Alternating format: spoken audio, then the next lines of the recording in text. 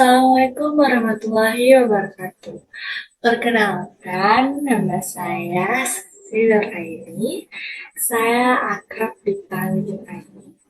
Saya merupakan mahasiswa aktif dari program studi pendidikan sosiologi Fakultas Ilmu Sosial Universitas Negeri Jakarta.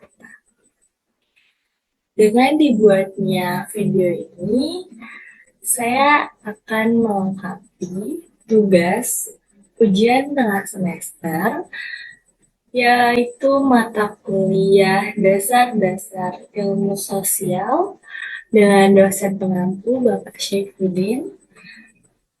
Nah, di sini saya akan membahas tentang ruang lingkup dari sosiologi. Nah, yang pertama itu kita akan bahas bagaimana sih proses terbentuknya pemikiran sosiologi itu sendiri. Ada beberapa hal yang bisa saya jelaskan terkait proses terbentuknya pemikiran sosiologi ini. Yang pertama itu pemikiran sosiologi itu pasti mulai dari manusia itu sendiri. Nah, manusia itu sendiri mempunyai yang namanya beberapa hal yang dapat mereka lakukan. Contohnya seperti kejahatan kekuasaan, perang, ataupun keagamaan. Nah, dari hal-hal tersebut, uh, kita bisa melihat bahwasanya filsafat kemasyarakatan yaitu menguraikan harapan-harapan tentang susunan serta kehidupan masyarakat yang diinginkan dan keidealannya. Nah, kemudian perumusan nilai-nilai dan kaidah yang mengarah kepada utopis. Nah, terakhir itu uh, proses terbentuknya pemikiran sosiologi menimbulkan masalah. Nah, dari masalah itu, para ahli mempelajari masalah tersebut sehingga timbullah teori-teori mengenai masyarakat. Dahulu, semua ilmu pernah menjadi bagian dari filsafat yang dianggap sebagai induk dari segala ilmu pengetahuan. Nah, sosiologi pertama kali terjadi itu di benua Eropa. Nah, faktor yang menjadi dorongan utama adalah meningkatnya perhatian terhadap kesejahteraan masyarakat. Nah, Auguste Comte merupakan ahli filsafat bangsa Prancis yang biasa kita panggil sebagai Bapak Sosiologi Dunia nih teman-teman. Nah, sosiologi itu berasal dari kata Latin yaitu socius yang arti kawan ataupun teman dan kata logos yang arti ilmu. Jadi, sosiologi itu merupakan ilmu pengetahuan kemasyarakatan umum yang merupakan hasil akhir dari perkembangan ilmu pengetahuan itu sendiri. Nah, Herbert Spencer pun pernah mengembangkan suatu sistematika penelitian masyarakat dalam bukunya yang berjudul Principle of Sociology. Setengah abad kemudian, dan sosiologi itu semakin populer karena buku yang diciptakan oleh Herbert Spencer ini. Sosiologi itu berkembang pesat di abad ke-20. Nah, kita akan membahas filsafat nih teman-teman. Filsafat itu dipandang sebagai apa sih di dalam sosiologi? Filsafat itu dipandang sebagai induk dari ilmu pengetahuan. Uh, Terus filsafat juga merupakan induk pengetahuan dengan berdasarkan ilmu pengetahuan itu sendiri. Nah, asal-usul filsafat juga merupakan penjelasan rasional secara keseluruhan dan prinsip-prinsip yang dijelaskan merupakan fakta itu disebut oleh filsafat. Nah, filsafat juga merupakan asas-asas dari eksistensi yang menduga kenyataan yang paling penting, teman-teman. Filsafat itu mencakup beberapa hal. Yang pertama itu ada ontologi, yaitu merupakan sifat kenyataan yang real. Yang kedua ada deontologi, yaitu mengenai sifat kenyataan ideal. Dan yang ketiga itu ada epistemologi, yaitu dasar-dasar dan batas-batas pengetahuan. Serta yang terakhir adalah aksiologi, yaitu evaluasi atau penelitian dasar dari kenyataan. Nah, kita akan membahas ilmu pengetahuan dan sosiologi nih. Ilmu pengetahuan itu adalah pengetahuan atau knowledge yang tersusun sistematis dengan menggunakan pemikiran ataupun pengetahuan itu sendiri, di mana selalu dapat diperiksa dan ditelaah atau dikontrol dengan kritis oleh setiap orang yang ingin mengetahuinya. Nah, tujuan dari ilmu pengetahuan ini adalah untuk mengetahui dan mendalami segala segi kehidupan. Pengetahuan adalah kesan di dalam pikiran manusia sebagai hasil penggunaan panca indera mereka yang berbeda sekali dengan kepercayaan atau beliefs, takhayul, dan penerangan-penerangan yang keliru atau misinformasi. Contohnya, kita menganggap orang kulit putih itu lebih pintar dibandingkan orang yang berkulit mempunyai kulit warna yang lebih gelap. Nah, itu merupakan contoh dari ilmu pengetahuan yang dipikirkan secara kritis. Kemudian, jadi dapat ditarik suatu kesimpulan yaitu dasar dari unsur-unsur ilmu pengetahuan adalah pengetahuan atau knowledge tersusun secara sistematis, menggunakan pemikiran, dan dapat dikontrol secara kritis oleh orang lain atau umum, atau biasa kita sebut dengan bersifat objektif. Nah, tujuan ilmu pengetahuan ini adalah untuk mendapatkan kepastian serta menghilangkan prasangka sebagai akibat ketidakpastian. Pada hakikatnya, ilmu pengetahuan adalah muncul karena hasrat ingin tahu manusia dalam pencarian kebenaran. Yaitu kita menggunakan dua pendekatan nih. Yang pertama itu adalah pendekatan non ilmiah. Nah, pendekatan non ilmiah itu terbagi menjadi beberapa hal. Yang pertama akal sehat, yang kedua adalah prasangka, yang ketiga adalah intuisi, yang keempat penemuan kebetulan ataupun coba-coba atau biasa kita sebut dengan trial and error, dan yang terakhir pendapat pendapat otoritas ilmiah dan berpikiran kritis. Selanjutnya, kita akan membahas tentang pendekatan ilmiah. Diperoleh melalui penelitian ilmiah dan dibangun di atas teori tertentu. Teori tersebut melalui penelitian ilmiah, yaitu penelitian yang sistematik dan terkontrol berdasarkan atas data empiris. Teori tersebut dites dalam hal kemantapan internalnya nih teman-teman. Pendekatan ilmiah berusaha untuk memperoleh kebenaran ilmiah itu sendiri, yaitu pengetahuan benar yang kebenarannya terbuka untuk diuji oleh siapa saja yang menghendaki untuk mengujinya. Nah, secara umum dan konvensional, ada 4 kelompok ilmu pengetahuan yang berdasarkan objeknya nih.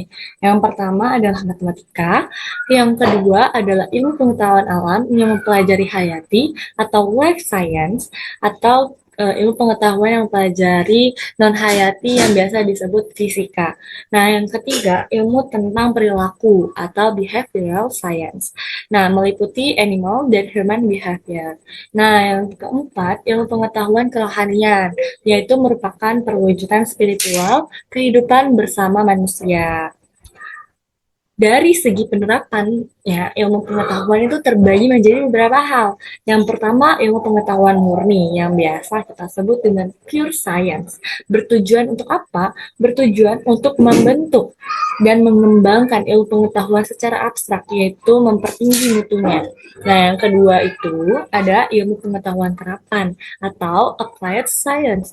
Nah, tujuannya itu untuk apa sih? Nah, bertujuan untuk mempergunakan dan menerapkan ilmu pengetahuan tersebut di dalam masyarakat dengan maksud untuk membantu masyarakat di dalam mengatasi masalah-masalah yang dihadapinya. Nah, selanjutnya kita akan bahas dari ciri-ciri sosiologi itu sendiri. Ada beberapa ciri-ciri sosiologi, yaitu yang pertama adalah bersifat empiris. Apa sih yang dimaksud dengan empiris? Empiris itu berarti berdasarkan hasil observasi terhadap kenyataan dan akal sehat. Dan hasilnya itu tidak spekulatif. Yang kedua, teoritis, yaitu berusaha menyusun abstraksi dari hasil observasi. Nah, abstraksi itu apa sih? Abstraksi itu kerangka unsur-unsur yang tersusun secara logis serta bertujuan untuk menjelaskan hubungan-hubungan sebab akibat sehingga menjadi teori. Nah, yang ketiga adalah kumulatif. Apa sih itu kumulatif?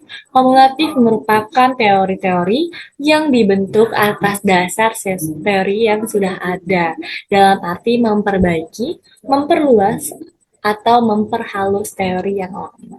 Nah, kemudian ada non-etis. Non-etis itu merupakan persoalan, bukanlah baik buruknya fakta tertentu. Tetapi tujuan dari non-etis ini adalah untuk menjelaskan fakta tersebut secara analisis. Nah, kita akan membahas definisi dari sosiologi sendiri serta sifat hakikatnya. Nah, berdasarkan Pikirim Sorokin, sosiologi itu ilmu yang mempelajari beberapa hal. Yang pertama itu hubungan dan pengaruh timbal balik antara aneka macam gejala-gejala sosial. Misalnya, antara gejala ekonomi dengan gejala agama. Kemudian, menurut Pikirim Sorokin juga, sosiologi merupakan hubungan dan pengaruh timbal balik antara gejala sosial dengan non sosial. Misalnya itu seperti gejala geografis dan biologis ataupun sebagainya.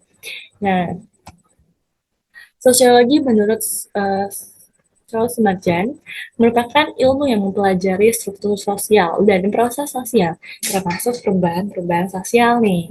Struktur sosial itu apa sih? Struktur sosial merupakan keseluruhan jalinan antara unsur-unsur sosial yang pokok, yaitu kaidah-kaidah sosial, norma-norma sosial, lembaga-lembaga sosial, kelompok-kelompok sosial, serta lapisan-lapisan sosial. Proses sosial itu sendiri adalah pengaruh dari timbal balik antara berbagai segi kehidupan bersama. Nah, menurut Rich and Warren, sosiologi merupakan ilmu yang mempelajari hubungan-hubungan antara manusia dengan kelompok. Nah, hakikat dari sosiologi bukanlah merupakan disiplin sosial dan bukan ilmu pengetahuan alam ataupun ilmu pengetahuan kerohanian ya pastinya. Selanjutnya, sosiologi juga bukan merupakan disiplin yang normatif, akan tetapi adalah suatu disiplin yang kategoris. Artinya, sosiologi itu membatasi diri pada apa yang terjadi dan bukan mengenai apa yang terjadi atau seharusnya terjadi. Kemudian juga sosiologi merupakan ilmu pengetahuan murni atau pure science dan bukan ilmu pengetahuan terapan atau terpakai atau applied science. Sosiologi juga merupakan ilmu pengetahuan yang abstrak dan bukan konkret. Artinya bahwa yang diperhatikan adalah bentuk dan juga pola-pola peristiwa dalam masyarakat, tetapi wujudnya yang konkret. Sosiologi juga bertujuan untuk menghasilkan pengertian-pengertian dan pola-pola umum. Sosiologi meneliti dan mencari apa yang menjadi prinsip hukum-hukum umum dari interaksi antara manusia dan juga sifat hakikatnya, bentuk, isi, dan struktur masyarakat manusia itu sendiri. Nah, sosiologi merupakan ilmu pengetahuan yang empiris dan rasional ya pastinya. Nah, eh, sosiologi juga merupakan ilmu pengetahuan umum dan bukan merupakan ilmu pengetahuan khusus. Artinya, sosiologi mempelajari gejala-gejala yang umum ada pada setiap interaksi antar manusia. Oke, nah sekarang kita akan bahas tentang objek sosiologi. Kira-kira apa ya objek sosiologi itu? Nah, objek dari sosiologi adalah masyarakat. Dilihat dari hubungan antara manusia dan juga proses yang timbul dari hubungan manusia di dalam masyarakat itu sendiri ya pastinya.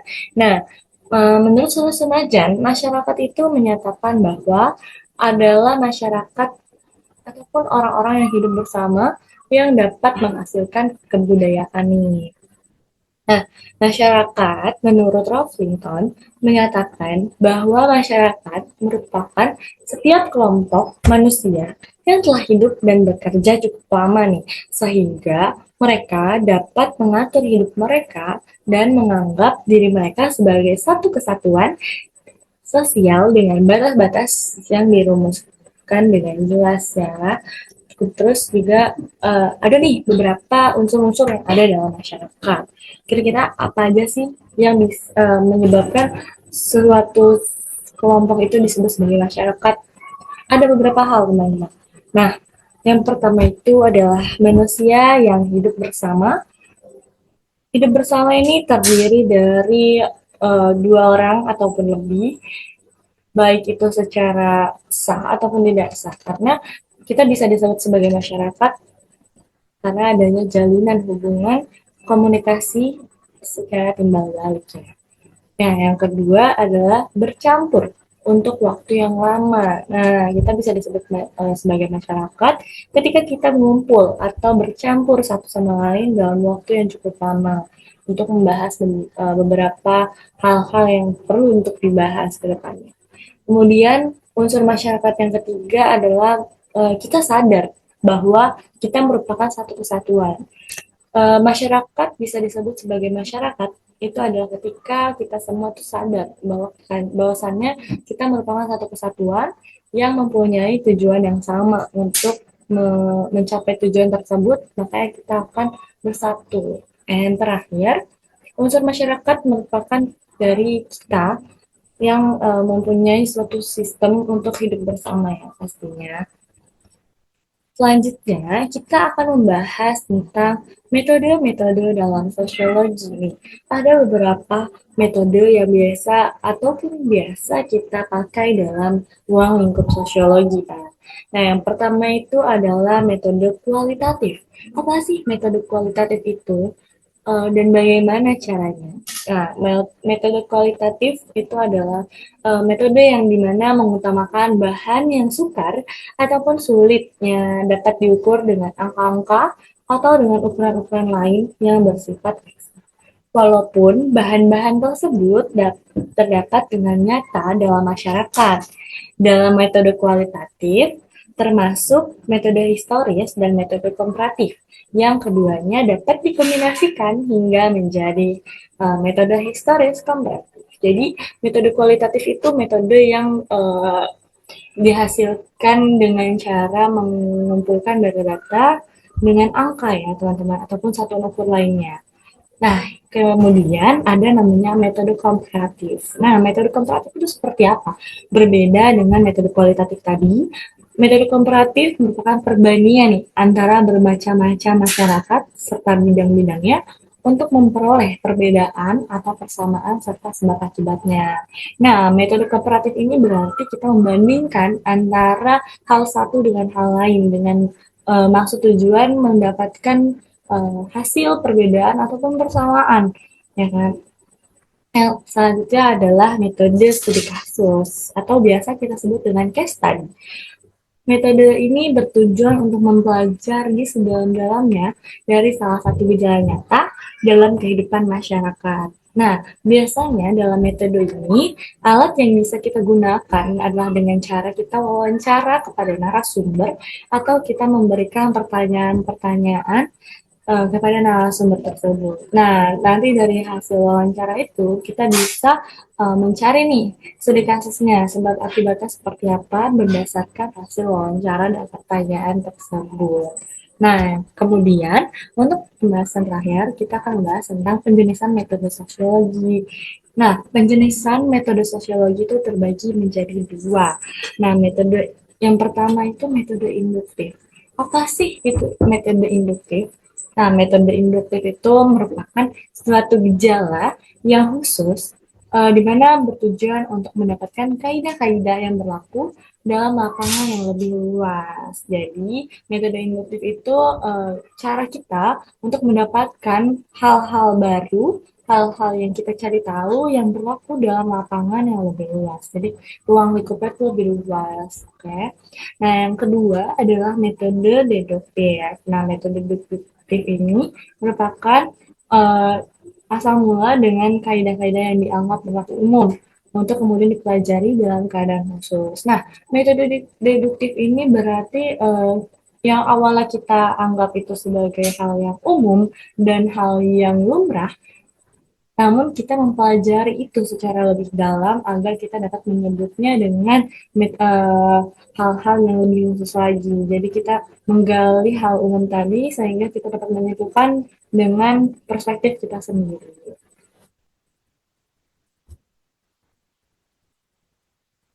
Sekian penjelasan dari saya. Kurang lebihnya mohon maaf.